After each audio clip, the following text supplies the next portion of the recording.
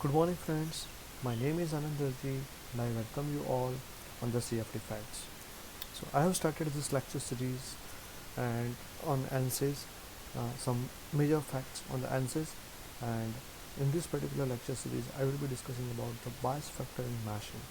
So, first of all, we all need to understand that what is bias factor. So, bias factor is a provision available in ANSYS mash in order to provide fine mesh near the edge. So bias factor is based on the node arrangements. So you can provide your first node near the wall and the second node to the first node in some certain distance, the third node from the second node at certain distance. So that is in the ratio. So this particular ratio, or say the bias factor, is the provision to available in the ANSYS mash. So the bias factor here has having the formula of r to the power n minus 1, where r is the growth rate, whereas n is the number of divisions. So you can provide your number of divisions, which is a fixed parameter based on the assumption or based on the initialization of your problem, whereas r is the growth rate. In ANSYS mash, by default growth rate is 1.2, and using this value of growth rate and number of divisions, you can get the value of bias factor. Or one can also have the fixed value of bias factor, and then you can get the value of your growth rate. If you are using this growth rate, then you need to substitute this growth rate in the ANSYS mash, and using this growth rate you can also get the value of y, where y is nothing but the first wall distance and capital L is the edge length, where edge length is also known to you, r growth rate which you have already calculated, and I is nothing but 0 to n minus 1. So this value of I varies from 0 to n minus 1, and the total summation of this value of I, r to the power I, is taken in the denominator with the numerator of edge length will give you the value of first wall distance. So using this fact, I will be discussing about the bias factor in ANSYS mash. So ANSYS mash, I have taken a simple problem, and my idea or my provision is to have a biasing mash on this particular edge which you are looking at. So once you are importing your geometry, you need to go to the mash, and in mash here I have already generated.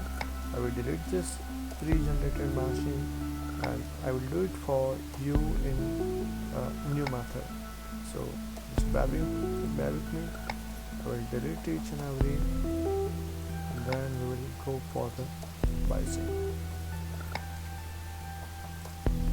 So in order to provide bias, first click on the mash, go to insert and go to sizing. In sizing, you need to select the edge on which you want to provide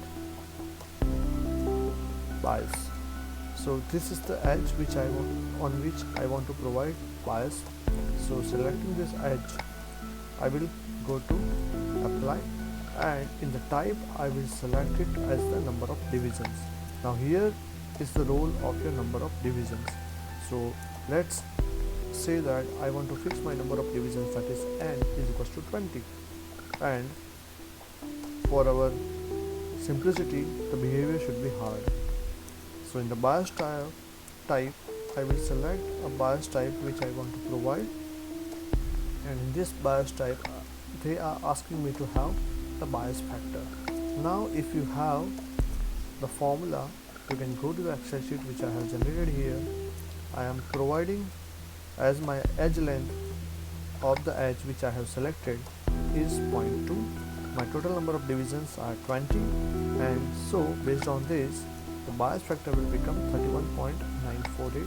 So we cannot provide the fractional number, so we have to provide whole number as 32, and by default growth rate in ANSYS is 1.2, so I have taken this 1.2. Based on that my bias factor is 32. So now I will provide this 32 bias factor here, and I will check that, okay, I want to have refined mesh over here, so I will select this as the parameter. Okay, so this is it. Also, I need to check that I want to have the same biasing over here, so the second edge which I will select will be this. Okay, and both the edges will be having the bias factor or biasing as the same.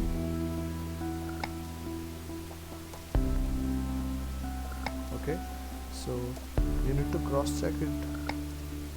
If it is going in the reverse direction, what you need to do, you have to select the last option of reverse bias and select the edge which is going in the reverse direction, and then click on the generate mesh. This is not just done, we also have to select one more edge using the sizes.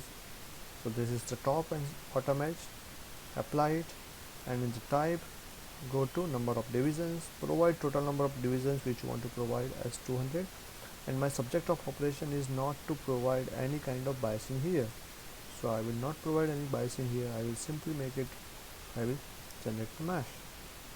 Once you are generating the mesh, you also need to provide phase mashing. So when you go for the phase mashing, what it will do, it will completely rearrange the mesh structure, and this is how you can get the refined mesh in the zone. So that's all from this particular lecture. I hope you all have enjoyed this lecture, and thank you all for your patience. We'll look at the next lecture soon.